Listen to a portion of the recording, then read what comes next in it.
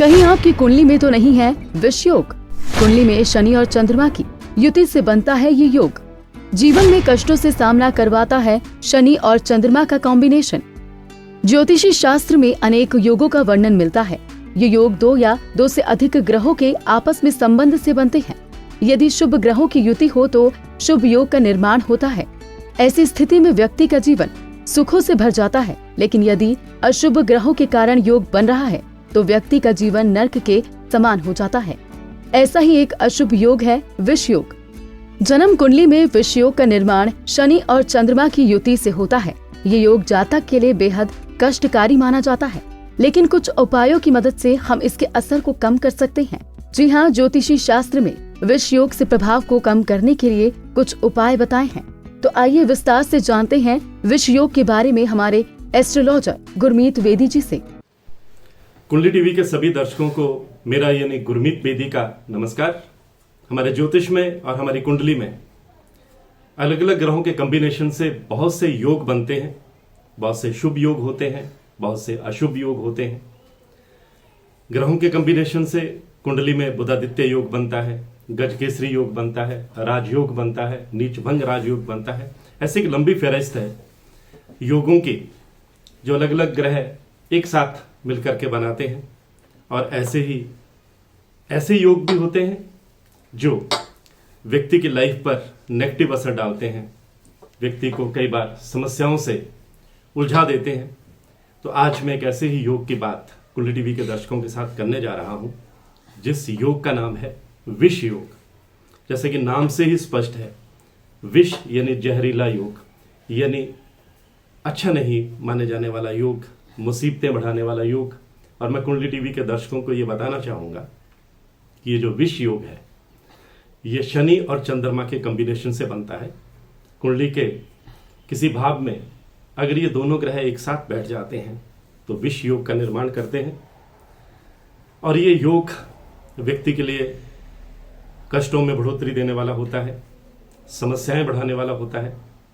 मैं कुंडली टीवी के दर्शकों को ये भी बता दूं कि हर महीने कम से कम एक बार गोचर चक्कर में ये योग बनता ही है, क्योंकि चंद्रमा गोचर करते हुए महीने में एक बार शनि के साथ युति बनाते हैं, कॉम्बिनेशन बनाते हैं। और उस समय वह जिस स्थान में शनि के साथ कॉम्बिनेशन बनाते हैं उस स्थान के भाव के अनुसार व्यक्ति को कष्ट मिलता है। मैं कुंडली टीवी के दर्शकों को यह भी बताना चाहूंगा कि हमारे जो 9 ग्रह हैं उनमें शनि जो हैं वो सबसे धीमी चाल चलने वाले ग्रह हैं। तभी इन्हें शनै शनै यानी धीमी धीमे चलने वाला ग्रह कहा गया है। जबकि जो चंद्रमा है वो हर 2.5 महीने 2.5 दिन के बाद अपनी चाल बदलते रहते हैं, अपनी राशि बदलते रहते हैं, बहुत तेजी से चलते हैं। और जो शनि है वो अधिक पावरफुल होने के कारण चंद्रमा को दबाने की कोशिश करते हैं। और इस तरह किसी व्यक्ति की कुंडली में शनि और चंद्रमा जब एक साथ आ जाते हैं किसी एक भाव में तो विष योग का निर्माण होता है। इसका दुष्प्रभाव उस समय ज्यादा होता है जब इन दोनों ग्रहों की महादशा और अंतरदशा चल रही होती है।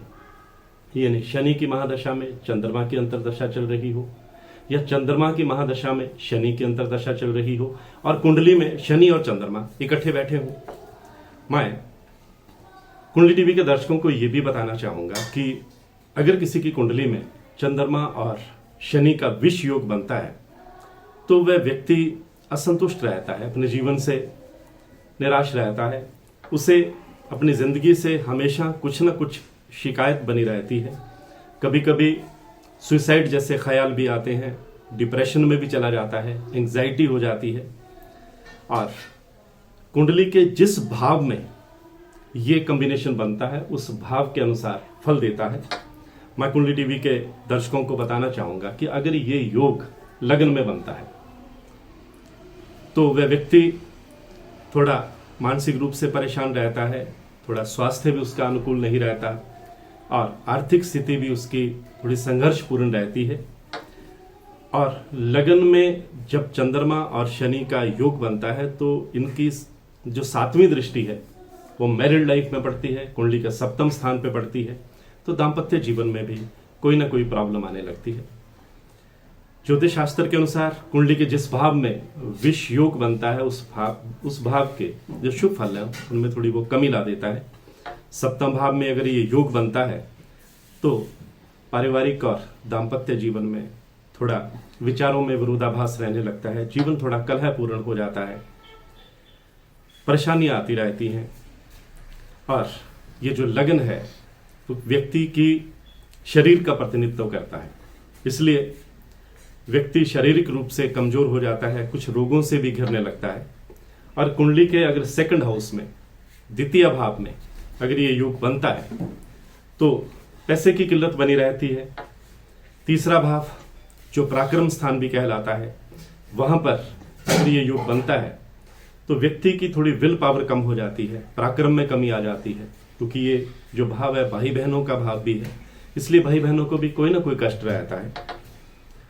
कुंडली का चौथा भाव जिसे माता और सुख संपत्ति स्थान भी कहा जाता है, वहां पर अगर ये कॉम्बिनेशन बनता है, शनि और चंद्रमा इकट्ठे बैठकर विष योग बनाते हैं, तो कई बार जीवन में सुखों में कमी आ जाती है, मातृ सुख में भी थोड़ी कमी आ जाती है।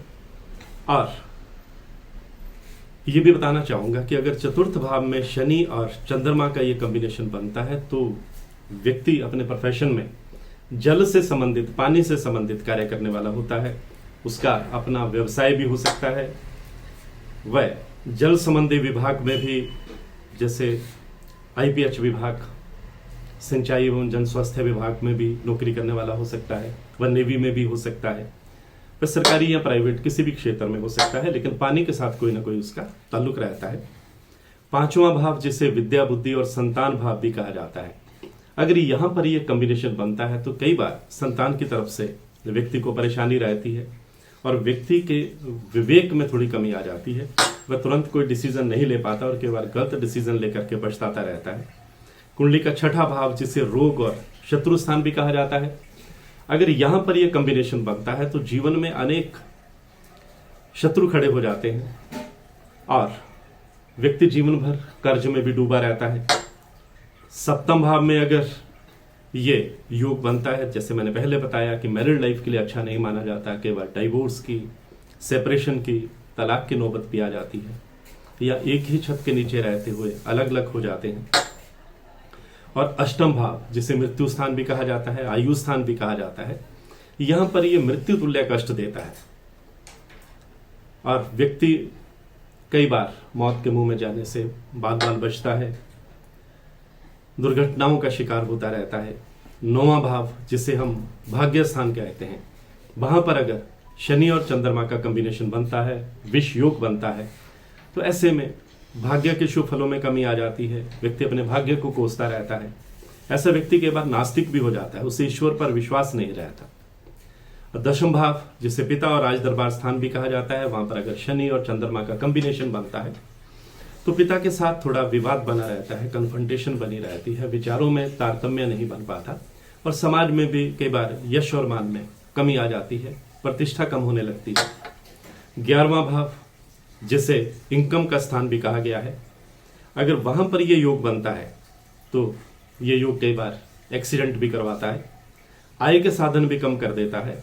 और 12वां भाव जिसे खर्च स्थान कहा जाता है, वहां पर अगर ये योग बनता है तो व्यक्ति पर कर्ज चढ़ा रहता है, इनकम से ज्यादा खर्च होता रहता है। तो ये थे कि जब ये 12 भावों में शनि और चंद्रमा का कॉम्बिनेशन बनता है तो उसके क्या साइड इफेक्ट होते हैं, क्या दुष्प्रभाव होते हैं। अब कुंडली टीवी के दर्शक जानना चाहेंगे कि इसका हल क्या है। अगर ऐसा योग उनकी कुंडली में बना है तो क्या करना चाहिए, तो मैं बताना चाहूंगा कि हर दिन हनुमान चालीसा पढ़ें और सिर पर केसर का तिलक लगाएं, हर शनिवार छायादान करें और शनिवार के दिन अगर आपके घर के आसपास कोई कुआं है तो वहां पर कच्चा दूध डालें। और जिन लोगों की कुंडली में विष योग है उन लोगों को रात को भूलकर भी दूध नहीं पीना चाहिए। जिनकी कुंडली में किसी भी स्थान में शनि और चंद्रमा इकट्ठे बैठे हैं और उनमें से किसी एक की महादशा और किसी एक की अंतरदशा चली है, तो सिर्फ आपने यही उपाय करना है कि रात को दूध नहीं पीना है। अपनी वाणी को और अपने क्रियाक्रम को हमेशा शुद्ध रखना है, सात्विक रखना है, अपने विचारों को सात्विक रखना है। मांस मदिरा से दूर रहकर माता और माता समान महिला की सेवा करनी है। प्रत्येक मंगलवार को और शनिवार को सिंदूर और चमेली का तेल जो है वो हनुमान जी को चढ़ाना ना भूलें, बहुत लाभकारी रहता है। और अगर आप शनिवार के दिन पीपल के पेड़ के नीचे नारियल फोड़ते हैं, शनिवार के दिन सरसों के तेल में काले उड़द और काले तिल डालकर दीपक जलाते हैं, पानी से भरा घड़ा या शनि मंदिर में या फिर हनुमान मंदिर में दान करते हैं और हनुमान जी की आराधना करते हैं, तो विष योग का जो दुष्प्रभाव है बहुत कम हो जाता है। आज की पोस्ट में बस इतना ही। मैं गुरमीत बेदी।